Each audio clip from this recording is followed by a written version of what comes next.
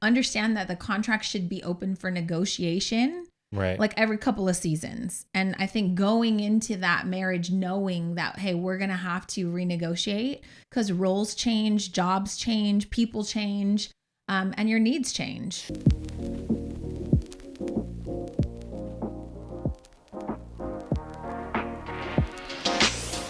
Hey guys, welcome back to the Push Podcast. I'm Janelle Copeland. ECJ here, or E. You don't even know your initials. EJC in the house. Just want to make sure I fix that. But yeah, hello. How are you? How's it going? I'm going well. I don't know about you and not knowing your name. You know, just all the pre-production stuff has got me all frazzled. Are you here? I'm here. I'm Okay. present. Welcome. No other place I would have rather be. Well, welcome to episode number 166 of the Push Podcast. Nice. 166. A couple of things Okay. are happening. I'm just going to kind of throw it out there. I think this will be a pretty quick episode, but I've done some traveling. You've done some traveling. We had you had a bachelor party to go to in Las Vegas. I had some speaking commitments in Vegas that you took over for me. Yeah. I went to Scotland and bought a property for Kayla. High five. That was insane. I think that's going to be the next episode is like, how did we buy the property, what that experience was like. But I just got back from that. A couple people have asked me if I'm jet lagged. I am not because I slept for 12 and a half hours straight. So that feels great. We're getting ready to start our next session of Passion to Profit for a bunch of aspiring business owners. They're going to spend 10 weeks with us. Lots going on. Building this dream business that maybe they've been kind of, waiting to build as we get into the holiday season. They're going to have rockin' sales. They're going to have a solid plan for how to come out of the gate strong for January, which is right around the corner, which is scary. Yeah. The house is quiet because 2 kids went back to college. This all kind of this is all within the last 6 week days. and a half. Yeah. And it's also wedding season. Yep. Like you're I'm a best man in one wedding. Right. You're the best man in one wedding for your cousins. Yep. My sister's getting married the weekend after, so we'll And be in you're a Northern best lady. California. I'm the matron of honor. Why are women are the matron of honor and I'm just I should be the best woman. I'm just the best man. You're the best man. I should be the best woman. No, but just like there's honor in like being the matron of honor. There's no honor for being a best man. You're just the guy that you hold the ring. You know. Well, I'll be sure to let your cousin know you don't really take it very. I take it very seriously. Mm-hmm. But you're going to be the officiant. Yes. At Richland and Mitchell's wedding. So yes. that's excited. No pressure. No pressure. Eddie has officiated. Now this will be his third wedding. Yep. Don't get any ideas out there, people. Yeah, it's a side hustle. This might be my retirement. Get married plan. by Eddie. Can I just tell you what my what in the world is? What is your what in the world? So, you mentioned Vegas. Okay. I had not been to a club, maybe 20 years. Have we been to a club? I don't think so.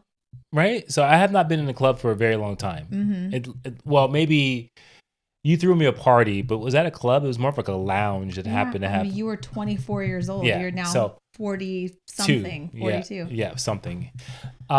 We went to this place, and they happened to have a performer. Dre's. Nightclub. Yeah, 2 Chains was performing. Mm-hmm. I was unaware. Like, I was trying to get them there. I was like, let's go. We got to go because, there's going to be a performance. Doesn't work like so that. I'm like, let's get there at a decent time. And I said, be there by at least 11:30. One, I thought that was odd. 11:30 seems really late. Open till 1. I was like, seems pretty late. Right. We get there, the place is fairly empty. So I was just like, oh, this is great. So, we can hang out, we can chill. This is great We that can it talk. was empty? Well, I'm thinking more of like, now we can kind of hang out and just chill. He didn't perform till like 2:00 in the morning. And I said, this is not right. Is someone going to complain about this? Is this going to be something that's brought to management that he didn't get there? Is he late? Right. But Probably I guess not. that is the normal. Yeah. And so I was like blown away by that. I was like, can you imagine you're like, you have you're going to perform and you start work at 2 a.m. Is he normally having his graveyard shift? It doesn't sound like a job that you want. No. I was like, okay, that means we probably not gonna get to sleep till like close to 4, which means we've been up all night. Right. I'm just not built for that kind of life. I'm just not built for that. I was like thinking to myself, how are we gonna we got Top Golf tomorrow? Are they gonna be awake? Right. yeah, so that was my what in the world. Well, you survived. I did survive, but you it was survived a night out at the club. Oh my God. And we were toast the next day. I was like, gosh. I think I went to bed at 11. I talked to you right before I went to bed the next night. I was in Vegas. I had no clue why you guys went to Vegas knowing you didn't want to go to strip clubs. I didn't know what it was in store. I was just thinking about other shows. There's options. There's dinner. There's we have options. We're not going to be stuck in a place where you only can do one thing. So. Well, you had fun. Yeah, that was good. So I told the girls, I was like, yeah, Dad's at a club right now. And Kayla was like, what would Dad do at a club? Does Dad dance at a club? Is he dancing with other women? Wait, is he hitting on women? Do women hit on Dad? They were so perplexed at the thought of thinking that Dad was out at the club. No one hit on me and I didn't hit on anyone. Well, that's good. Yeah. That's good. That's good to hear. I feel like the last probably 7 days or so has been a whole what in the world for me. I went from 100-degree weather to, pull up in Scotland and it's overcast, raining 60 degrees at best. Move Kayla into her apartment. That was a lot of fun. And, I'll do an episode on that next week, I think, because people are going to have so many questions about buying a property in another country, which sounds totally unrealistic and hard. Yeah. But somehow I learned everything that there is to know about the UK real estate market. Right. Made it happen in about 7 days. Right? Yeah, it was impressive. And then spent 7 days moving in. Yeah. I don't... Gold star for me. Yeah, gold star for you. There are a few things that you have done. Not a few things. There are many things you've done that have been outstanding. But then there's a few that stand out as far as the speed in which it was done. One was our wedding, which was 25 days or something. Two was not starting the business, but opening the business from a brick and mortar. I think that was pretty fast. Oh, that was extremely accelerated. Right, accelerated. And then now... buying a property. Oh, no, buying our first house was pretty accelerated, right? And then buying a property. Those are major life events that have happened with... I'd have to say I'm pretty remarkable. Yes, you are. I mean, if I'm going to give myself a little shameless self-recognition right now... You sound like me right now. Wouldn't you agree? Yeah. Yeah, try replacing me, buddy.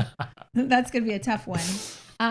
Which leads me into a conversation about marriage. Yeah. And I think this is important because you're going to be delivering a speech as a best man at Lamont's wedding. I'm going to be delivering a speech at my sister's wedding. Don't know what I'm going to say. You going to run that past him first? What I'm going to say? Yeah. No, of course not. I think I'm going to run it past my sister. No, you shouldn't. I think if you tell her what you're going to say. I'm not going to tell her what I'm going to say, but I think I want to know, what kind of vibe do you want? I want to make people laugh. But I also think that there's certain things that you want to leave a wedding feeling. You want to feel like there was love. You want to feel like it's a solid marriage. You want to feel like this couple's going to last. You want to feel like you're a part of it and you're not just going to be an attendee that loses touch with, the attendee or with the couple in the years to come. Right? Well, I think in your speech... I think that it's going to be more about the one-on-one connection with your sister and how you express that to the world. Right? But I don't think so, because it's not about me and her. We're not getting married. She's getting married to a man that I happen to really like. I like his family. So I don't think that that's necessary to just talk about the bond that I have with my sister. No, I'm not saying that. I'm saying the bond you have with your sister and then how that's expressed in what you see for her, what you hope for her because of that bond. It just sounds so boring and done but before. But you do it with humor. Remember we went to a wedding and remember the best man was his brother. It was Jason Johnson and his brother gave a speech. Do you remember how funny it was? Don't remember at all. You don't remember? Not at all. Oh my God. And we talked about it for weeks on end of how great it was because of how his brother delivered his speech. Was he making fun of him? No, he was like Josh. Remember, it was Josh. Yeah, and he was kind of has a quirky personality. And he was poking fun, but at the same time poking fun of himself, but at the same time wishing him well. But it just had women necessarily like that. But it was a combination of those things. I don't think women want to be made fun of on their wedding day. Okay.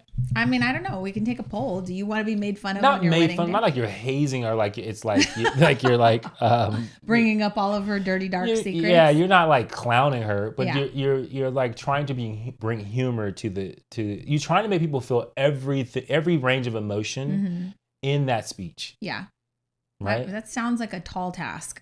I mean, I think you're amazing. You do this all the time, and people feel a range of emotion through the Push podcast. Oh my gosh. Right? So what's not going to be included in the speech, I think, is like the hour-long lecture that we'd like to give them for like, pointers that we wish somebody would have given us, right? Which could be a fun speech. Like, hey, thank you so much for having me as your matron of honor.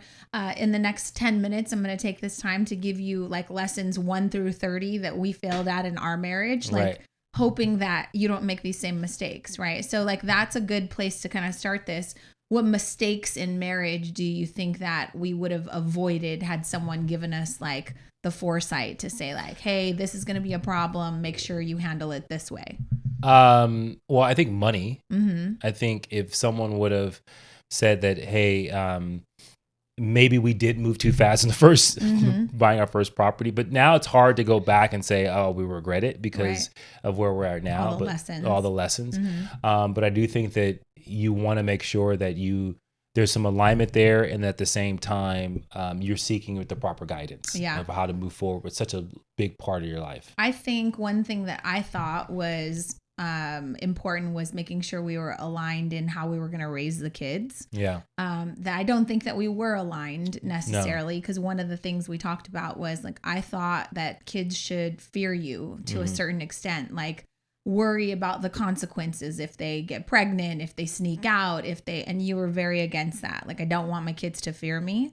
So that is something, I don't know, what different advice would you maybe give because Mitchell, I think in the case of my sister and her soon to be husband, he didn't want kids. She wants kids, right? So he's kind of like, well, they're going to be your problem and not necessarily mine, but she's signing up for that. So I think they are kind of communicating around what kind of roles they're going to be taking. I think a lot of times people don't do that in a marriage.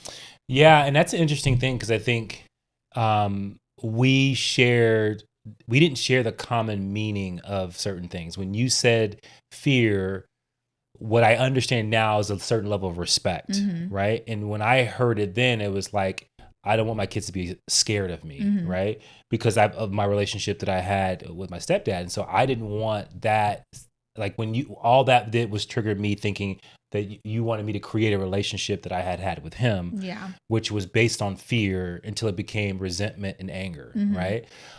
Which was not at all what I wanted. Right. And so I think the first thing is make sure you share the same common meaning for words. So what I mean by that is there are definitions of words, but then there's meanings you have for words. So it's almost like, tell me more about what you mean by fear, right?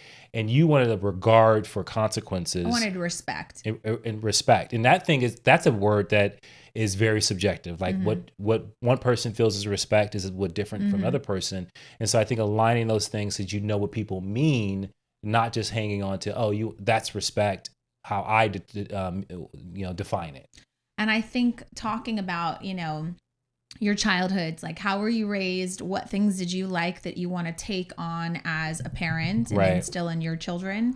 And what things are you absolutely against? Like, do you want to spank your kids? Do they get gentle parenting and time out? Like, there's so many different ways to parent your children now.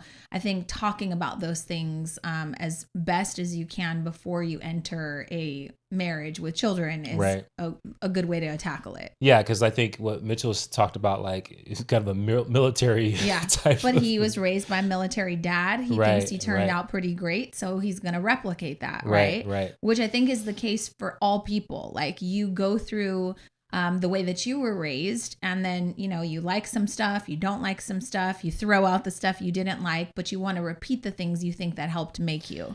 Yeah. I think the things that helped make me responsible, resourceful, kind of a go-getter, independent, were the strict things that I learned from my mom, although I didn't appreciate that all the time. I do think that it turned me into a person that could be self-sufficient. Well, let me ask you this, because I think this is something that people who are starting a life or maybe even are already parenting together, do you think that that's something that should be preset, or do you think you should wait for the personality of the kid? Because there's certain things I think to the point where they're 5, right? Like you're going to make sure they're safe. You're going to start instilling certain rules or hygiene things, although like those normal things. But I think then you have this personality that starts to come out. And then just like you would when you're leading people, you almost have to be versatile with your parenting as you are with the individual, because every kid needed something different. Yeah. I don't think I was prepared for that. Right. There were, several of us in the household. It was like, this is how you get parented. These are the rules of the house. This is how you respect your parents. This is your job as a kid to contribute to this household, whether that be chores, respect, whatever. And I feel like the rules were pretty rigid in my house. I feel like going through parenting and seeing that each kid needed something different was really eye-opening for me. Yeah, we will both agree that there's no one size fits all kind of situation for kids. No, but I think you learn that the hard way. Yeah, you do. I do think for those people who haven't had kids yet, like it's important for you to know the early stages of becoming parents is really difficult. To go from just dating and just having each other, you have sex whenever you want, you can do whatever you want, go out with your friends.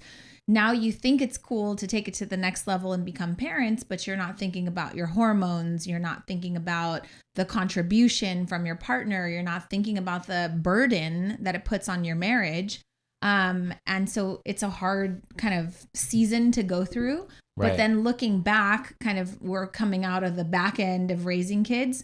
Those were the easiest years, I think. It's just like, you're just here to love them, provide them with, clothes and necessities, and they're thankful, they're loving, like they need you more than you need them. Right. I see so many young parents like, oh, this is my best friend. She's my mini me. I'm like, that stops when they're about 11. So, it's different stages that you're going to go through.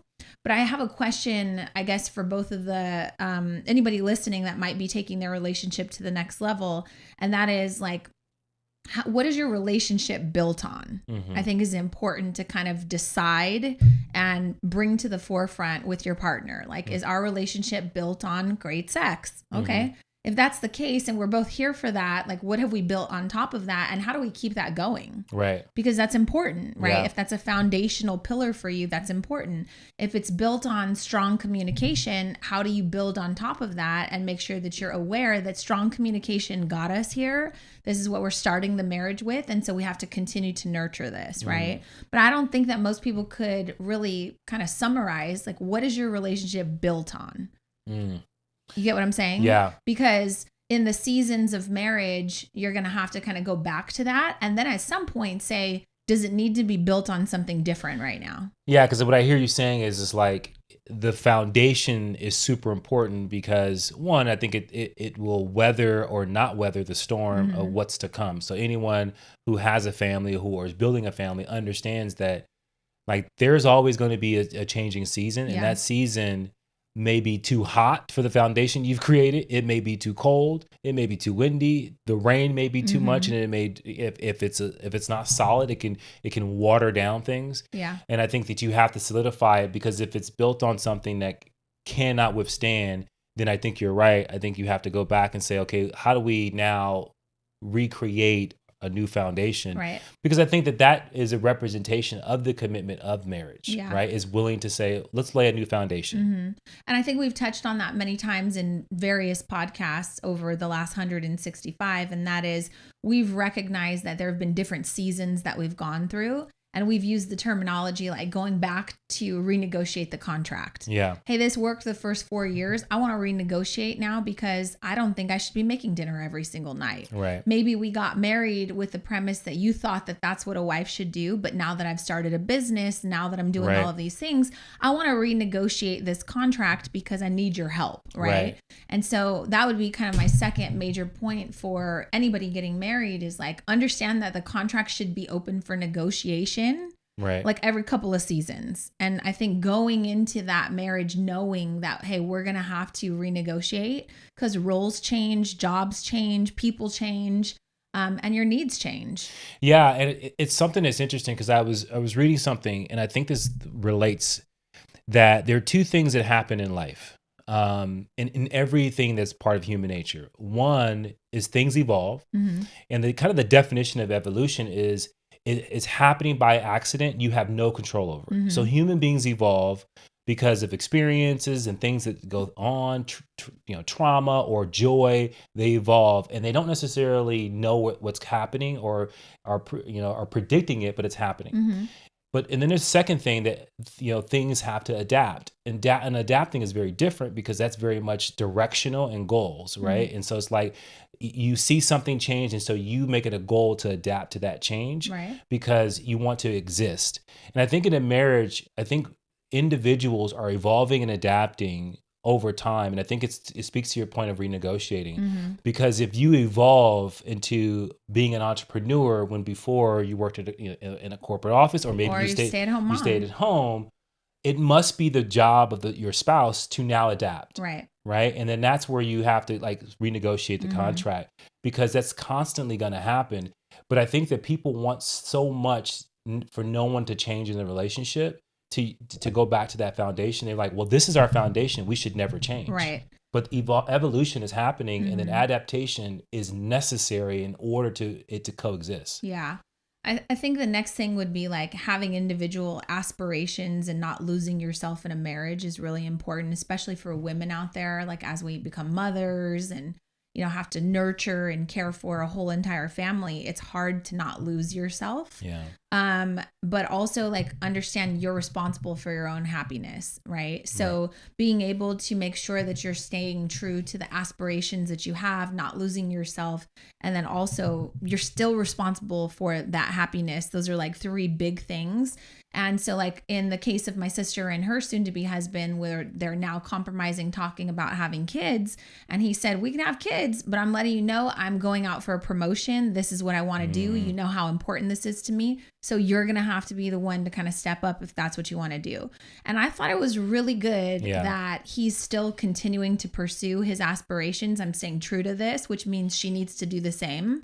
And then also that's compromise, right? Yeah. You want to be happy because you want to have kids. He wants to be happy and fulfilled too, and still fulfill the commitments he wants to achieve with his, job. Right. And so I think just having solid communication around not losing yourself, staying true to your aspirations, and then being responsible for your own happiness are big. Yeah. In a marriage. And I'm not going to give up away any of the things I'm going to officiate, but I will say that is going to be one of the cornerstones of my what I talk about, because that's the one thing I pull from those two, is that they're unapologetically authentic. Yeah. And they have no problem being really clear with one another on who they are and what they stand for. Sorry, it's my sister calling a million times. Yeah. So this is why we have silent mode. No. Yeah. But I think that's an admirable thing. I don't think that most people operate like that. And I think that most people are more confused of who they are, and so they don't even communicate that way, right? And I think he's really clear of who he wants to become. Yeah, I think she is too. And I think with that change, I think there's a certain amount of pacing that you have to do in a relationship. When you are authentic to who you want to be, and you are evolving and you're changing, and you see you have aspirations for your own personal development, I do think that there's a compromise where whoever's not in that space needs to, one, be open to the change, and then how do you embrace it together? Well, this is kind of interesting because I think you have to go through major changes together. Mm-hmm. If we look at our marriage, when we were out of shape together, we were out of shape together. When we got in shape together, decided to bodybuild, we did it together. It wouldn't have worked if one of us was obsessed over fitness and trying to better our bodies while the other one just didn't have buy-in over that. Right. So we've done lots of things together. Personal development, personal growth, going to conferences together. If one of you is doing that for work and you start reading, but the other person doesn't, that can create a huge wedge in your relationship. Right. So there has to be a way that I think you inspire the other to come along for the journey with you. Just like you'd be excited if you had a new hobby, you got to be excited around growth and things that you're doing outside of the home, and bring that partner along for the ride. And I think a lot of times people might disagree with that because they might say, well, I learn things at work all the time that my spouse doesn't know because they're just not into that thing. And I'm like, well, you have to take them with you though, because seriously, like at some point you're going to be having conversations at a different level. And if your partner can't even speak the same language that that you're speaking, then it can be really detrimental to your relationship.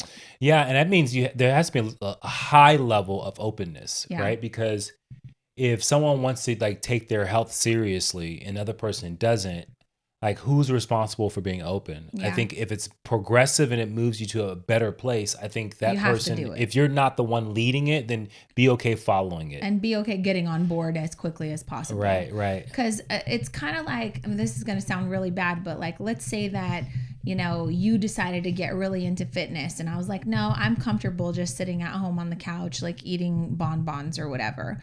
I have to know at some point, like when you start to feel really good about yourself and you start to say hi to more people at the gym, like that I'm going to feel some type of way if I don't feel good about my own body. Right. If I'm not, able to enjoy fitness the way that you are, you're going to have conversations with other people that you will find enjoyment in. And I don't want to miss out on that, Yeah. So you got to use your partner's fire for things as inspiration. Like you said, if it's going to make us better, then I got to get on board. Yeah. And I think that person that is kind of leading that charge also has to make sure that it's conducive to the lifestyle that may be the arrangement. For example, if there's someone who is like, let's say you primarily took care of the kids and I was like, well, I have my own time to go exercise. I gotta go to the gym. Right. I have to make sure that I'm making accommodations so that you can do that. Yeah. Otherwise, then it's a selfish thing. Well, I would have really hated you if right after we had kids and I was already struggling to now take care of 3 kids and make myself a priority. I didn't find time to do all of the things I needed to do in a day. So if you were obsessed with the gym, it probably would have ruined our marriage. Right. If I was running a marathon, you're I need your help with other shit. And you're over here focused on the gym. It's not the right season for this, you know? So I think having open communication, but then also realistic expectations for each other. Am I helping to support her? Am I helping to support him? Whether it be dreams, aspiration, hobbies, whatever it may be, you've got to have solid communication around that. And then work to give that person the time, right? Because you may not be able to do it at the same time because maybe someone has to be with the kids while the other person is exercising. Someone has to be with the kids while the other person's, reading a book, right? So I think that those things are kind of give and take, but I think you have to be willing, to follow. And also you have to be willing to say, I think we need to go in this direction and I have to lead. And I think you alternate in that in different seasons and who's leading what or who's sparking that, and then you all you follow suit and you do it together. Yeah, because when we first started, we were both working full time. We had the same actual job, right? And so you knew how demanding my job was. I knew how demanding your job was. I feel like we kind of had equal roles. I probably cooked a lot more than you did because that was the role I took on. You took the trash out. We had agreements. But then when I started a business, it required me to work until midnight sometimes. It required you to figure out how to pick up the kids, figure out how to make a meal, and so we had to understand that season, the dynamics changed, the contract had to be renegotiated, and I couldn't just abandon the things that I had been doing, but instead we had to talk about how things were shifting for our family and where you could step up in ways that I didn't normally need your help with, right? Yeah. And I think some people are in relationships now that they're really stuck because they didn't renegotiate the roles of each person. Someone wants them to stay the same because it's beneficial for them. Yeah. Right. And that is where you get into the scary place where this role allows me to do something that the other person can't. But if we shift, then I can't do what I want to do. Right. And I think that's selfish. That's selfish. But I think you could, if you really think about it, we see it. You can see it all the time in different relationships. And if you're there, how do you get out? How do you get out of that situation? How do you get the other person to say, you got to give up something? Yeah. Right? Because you can't have it all. And I think it's that old adage, you have your cake and eat it too. But I do think that is more times than not favored in the male side of saying like, hey, this is the life I want to live. Right. You started cooking, right. So I'm not going to cook now. Right. Like you started cooking more when we started doing bodybuilding competitions because I was like, okay, well, here's the thing. We need to eat a lot. And you need to eat more than me. Like, I'm having a tough time staying on top of this. And I'm not going to be the only one doing all this meal prepping. Right. So you need to figure it out. Right. Right. And you started making a lot of the meals too. And so just like having that conversation around, I think the women need to get better at like tapping out and saying, hey, this is not going to just be my responsibility. Right. I need your help. Right. So kind of to put a bow on that, I think that we are both saying you need to grow together in all aspects. You're going to grow in levels of fitness. You're going to grow in personal growth or development, business growth. You're going to grow and expand ideas, maybe around politics, maybe around different beliefs that you carried into the relationship that now they just don't serve you anymore. Yeah. So knowing that you have to kind of grow together through those things, because I mean, if you started off as two Republicans and now one of you is like leaning more towards like, hey, I really think that we're looking at this in the wrong way. Right. I want to become an activist around this cause or whatever. Like that could really be divisive. Yeah. And I think that some people make that work. Mm-hmm. Like some people can be polar opposite and they thrive on the thing they have in common. Mm-hmm. If that's you, then that's what you have to do. But you have to respect each other's beliefs. Well, I do think you do have to 100%. But I do think like our type of personality is interesting because we both can be very persuasive and we could be very headstrong on that. And I know in some dynamics, some people are not. Like some people are really, really extroverted. Some people are introverted. And so they can be opposite and it not collide. Mm-hmm. I think for you and I, it would collide because then we were like trying to like get to the like, hey, if you're going to go in that direction, that doesn't make sense to me. And we both will have valid arguments. I think though, because we're both easily swayed, right? Like in the sense of like, we're very curious people. Right. We want to learn about different topics, whether it be religion, politics, whatever. So we gather information and then we base a lot of our decisions and beliefs around facts. Right. So if I feel like you're not a factual person and I am a factual person, we're not going to work out. Right. We're just not, because then that means you must not be thinking factually. Right. Like you're falling into conspiracy theories, whatever it may be. And I can't really do that with a partner. Right. Yeah. Because, whether you think it's funny right now, your political beliefs, you'll pass that down to your kids. And you've got to ask yourself, like, am I breeding the right mentality, the right beliefs into the children that are going to lead the future generations, right?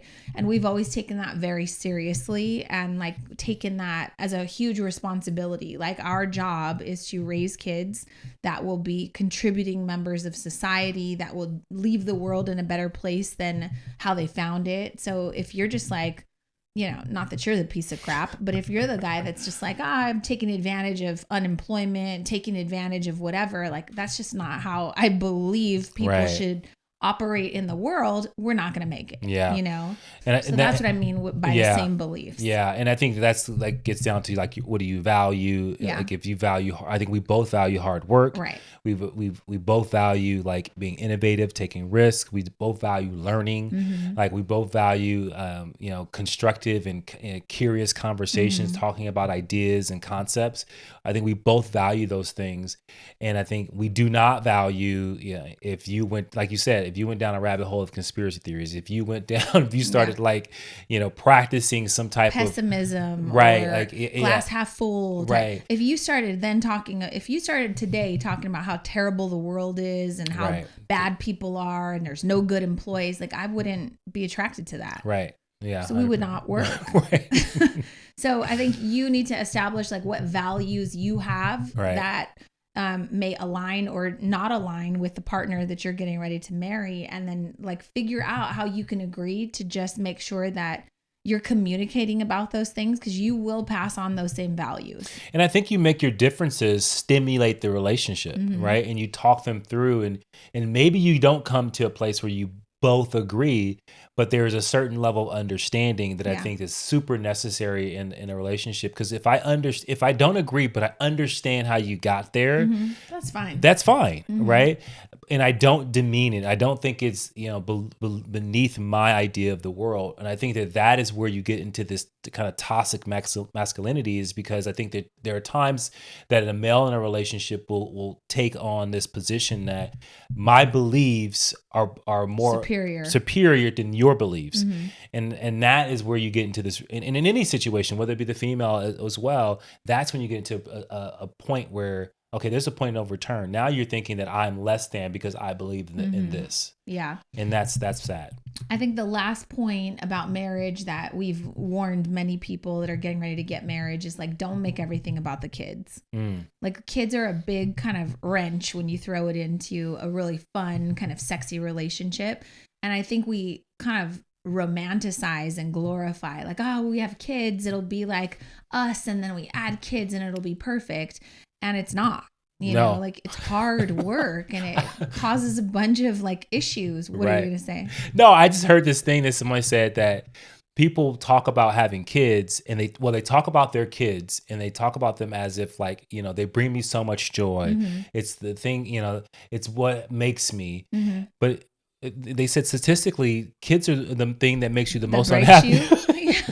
They make you the most unhappy, happy because of the fact that they break you down. Mm-hmm. Like, it's a constant struggle. Like, when you look at, like, after, like, oh my God, the first initial thought is sleepless nights, right? Then you worry about their education. Then you're trying to get them to behave. Mm-hmm. Then you're trying to get them to like follow direction. It is a difficult thing. And you couple that with the fact that they have their own thoughts and beliefs. Right. So kids are not the source of happiness. No. They're the source of meaning for your life, because now you have questionable, right? But you hope, like, okay, I'm responsible for this person's life, and it's meaningful that I help cultivate this amazing person, and hopefully through all that I can feel a little bit of joy and a little bit of gratitude. Like, you get a little bit of appreciation. You won't. No.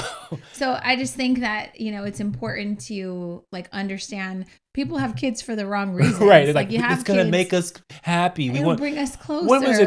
The Kardashians all, we wanted to create something together. Yeah. No. No. You can create a lot of things. We can create a garden together.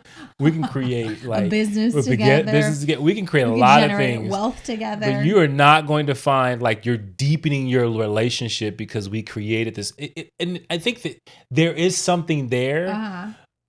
But you get through a lot of stuff to get there. Like, all the headaches of kids. And then you get to like, but we created this person together.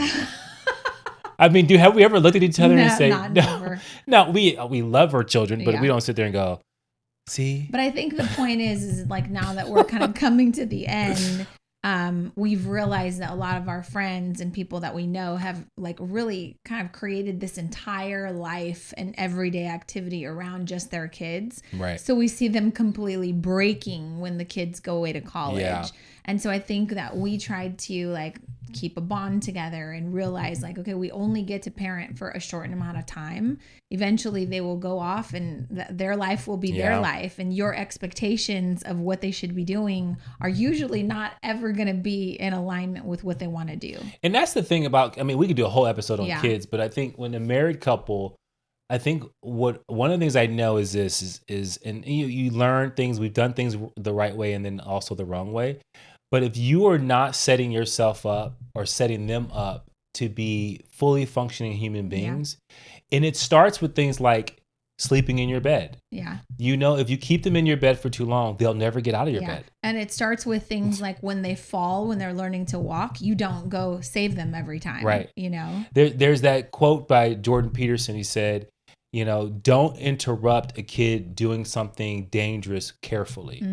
Carefully. Mm. So when they're like, they were showing this kid on this TikTok, he was climbing up this on top of this counter, but he was doing it very carefully. And he was trying to get to these muffins, and he was like climbing, and you hear the quote behind it, and it's just like, let that kid climb. If he falls, he falls. If he falls, hopefully you have insurance. Right. I have a gash in my head. Every kid has a gash in their head. You didn't die. Right. These are not. I mean, some people would, argue, well, they could die if I just let them. But the odds are they're not. The odds are resilient. They're pretty resilient. They're pretty tough. And if you let them do those things, what I think happens is when they grow up, those things get embedded, and then they start to do risky things that can do wonders for their life. Yeah. But they do it the right way. I think you have to raise kids to not need you. Yeah.